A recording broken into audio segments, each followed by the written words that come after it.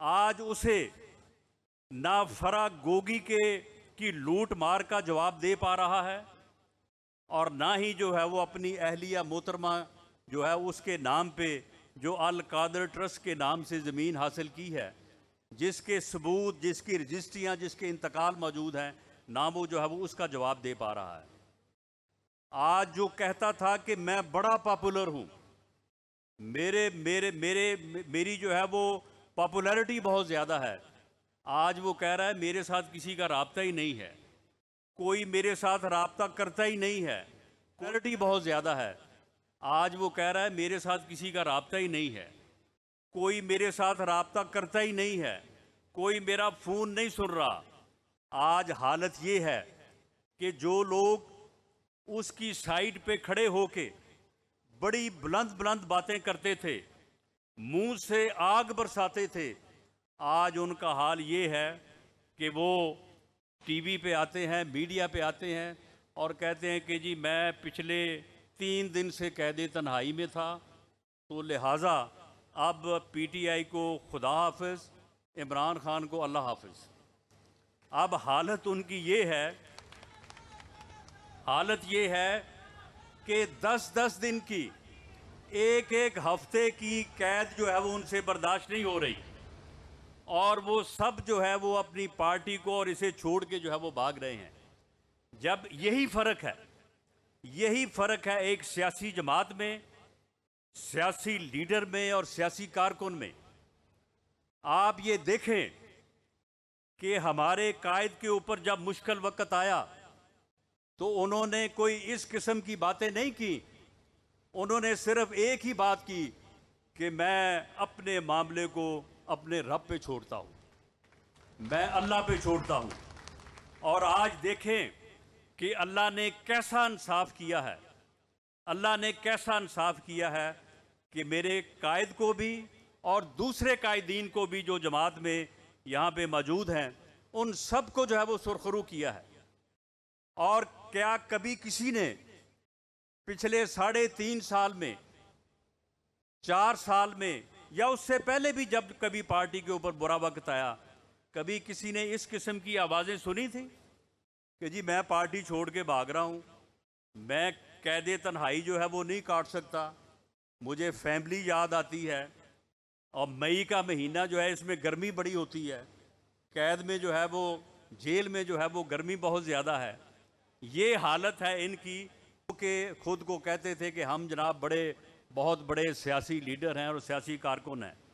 हमारे साथ ऐसे हरबे भी अपनाए गए कि बाप के सामने, कायद के सामने हमारी बहन को, उनकी बेटी को सिर्फ इसलिए गिरफ्तार किया गया कि उनका हौसला तोड़ा जाए, उनका हौसला तोड़ा जाए।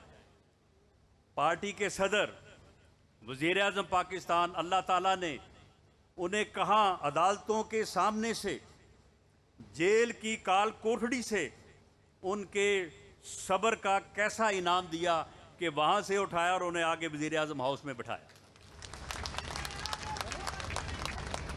उनकी बेटियों को जो है वो अदालतों में बुलाया गया।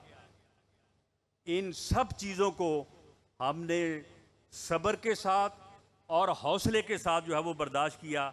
यही फ़र्क है एक सियासी लीडरशिप में, एक सियासी जमात में और सियासी कारकुनों में। 9 मई के बाद जो हालात हैं, मैं समझता हूँ कि ये अल्लाह का जो है वो इंसाफ है कि उसने पाकिस्तान मुस्लिम लीग नवाज़ को, उसने मियाँ नवाज़ शरीफ को, उसने उसके तमाम साथियों को जो है वो सुरखरू किया है। उनके सब्र का जो इम्तिहान था, उन्होंने पूरे सब्र के साथ, पूरे हौसले के साथ, जो कि अल्लाह का हुक्म है ऐसे मौक़ों पे, उसके साथ जो है वो खड़े रहे। तो अल्लाह ताला ने जो है वो उनको इंसाफ तमाम चीज़ों में सुरखरू किया है।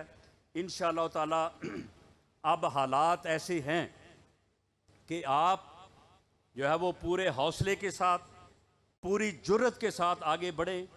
इंशाअल्लाह ताला अल्लाह ताला हमें वो दोबारा मौका देगा कि वो सफ़र, वो इस मुल्क की तरक्की का सफ़र, इस मुल्क की बेहतरी का सफ़र, इस मुल्क के अवाम की खिदमत का सफ़र जो जुलाई 2017 में मियाँ नवाज शरीफ को नाअहल करके जिसे रोका गया था, इंशाअल्लाह ताला इसी साल वो सफ़र जो है मियाँ नवाज शरीफ की क़यादत में दोबारा शुरू करेंगे।